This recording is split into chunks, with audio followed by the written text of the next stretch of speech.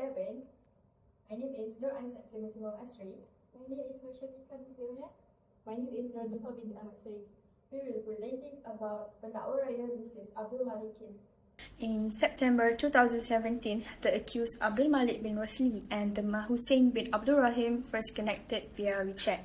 During a trip to Patterson, Abdul Malik received a friend request from Hussein, which he accepted.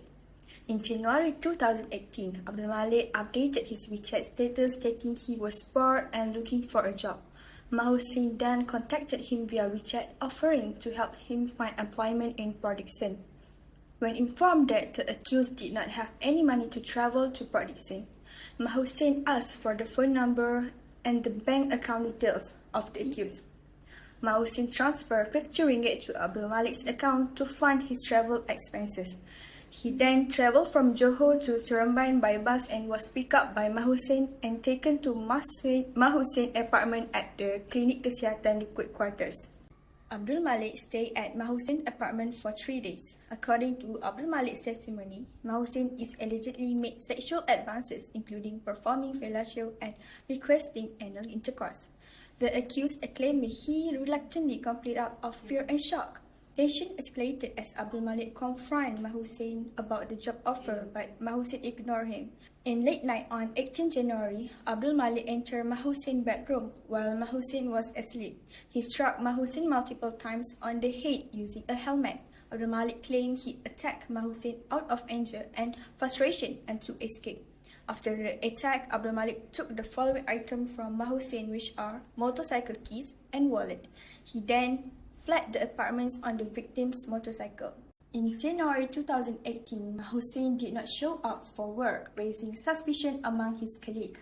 After Hussein failed to report for work several days, his supervisor, Wan Nur Adliah, instructed a colleague, Silvaraj, to check on him. Encik Faisal bin Othman and Encik Fakri went to Hussein apartment at the Klinik Kesihatan Quarters. The front grill was unlocked and the front door was closed but not locked. They noticed a fall odor upon entering the apartment. Hussein's lifeless body was found on a mattress in the bedroom, partially decomposed with a pillow over his face. The body was clad in boxer shorts. The autopsy was performed by Dr. Hanif. The cause of death was blunt force trauma to the head. Nature of injuries is fractures to the skull, jaw, right temple, and cheekbone. And evidence shown that Megan collected from the body was sent to the Institute for Medical Research (IMR).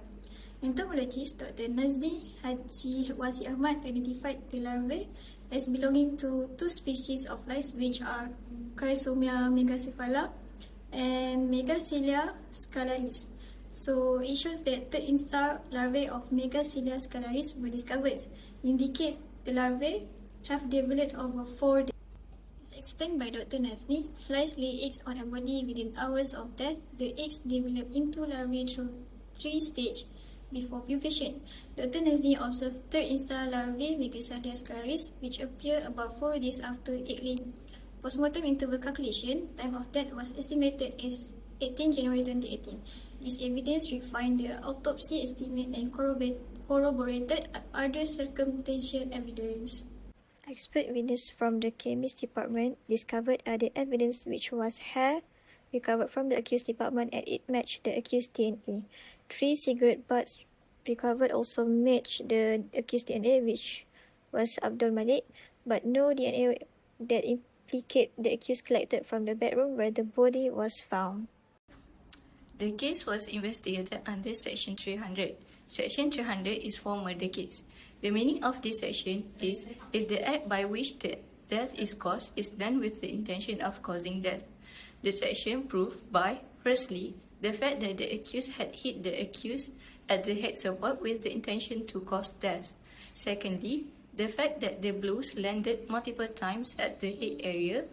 And thirdly, no less significant, the force in each blow was crucial as it had fractured the skull. The post-mortem finding that the body had rot with cut at the right ear and bruise at the chin. The blunt force proved to cause the death.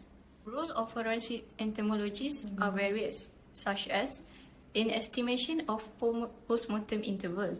By examining the type and development stages of insects found on her bodies, especially flies and beetles, will contribute to the PMI determination. Secondly, determination of time and place of death. Insect species vary and depend to their geographical location and environmental conditions.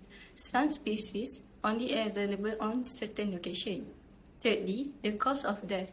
Insect activity may reveal wounds or injury that contributed to the death. Here's the other end. Here's the head. You can see those scraping jaws in the front. Great for picking away at the flesh right in front of you and slowly eating your way through. So the name sarcophagus means flesh eating. So the flesh flies are classified in the family Sarcophagidae.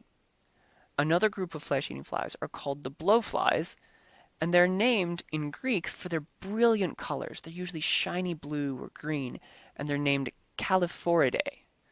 And they're really beautiful adults, despite their kind of gross larval development. So a typical fly life cycle includes an egg stage, 3 larval instars, a pupa, and an adult. So this can take anywhere from a few days to several months depending on the species. For a lot of fly species, the exact timing has been worked out very precisely. So we can use that to calculate time of death. For example, I got this wonderful image and this information from the National Institutes of Health. So at 70 degrees, the black blowfly has a very, very predictable life cycle timetable. You can see it takes 23 hours from the time an egg is laid to the time it hatches, 27 hours for that first larval instar, and then it molts to the second instar, and then to the third. And notice that the third instar is much, much longer. That's where most of the growth happens. Insect growth is an exponential process, which means you start out small and you get a little bit bigger. But then you can get a little bit bigger, and by the third instar, you're growing at an exponentially increasing rate. So you're getting bigger, and you're getting bigger faster. So this is where most of the growth takes place. After that, the body size is set. The pupa doesn't grow, and the adult doesn't grow. So whatever growth is going to happen has to happen during the larval period. And these times are very precise. In conclusion, entomological evidence played a significant role in establishing the timeline of the victim's death, which was crucial in linking the accused to the murder. The court's decision to convict Abdul Malik bin Waslih of murder under Section 302 of the Penal Code was supported by a combination of forensic findings, circumstantial evidence, and the rejection of the accused's defense. This case highlights the importance of entomology as a forensic tool for establishing timelines in criminal investigations. So the precision of the meta-analysis strengthened the prosecution's argument and played a critical role in affirming the accused's guilt.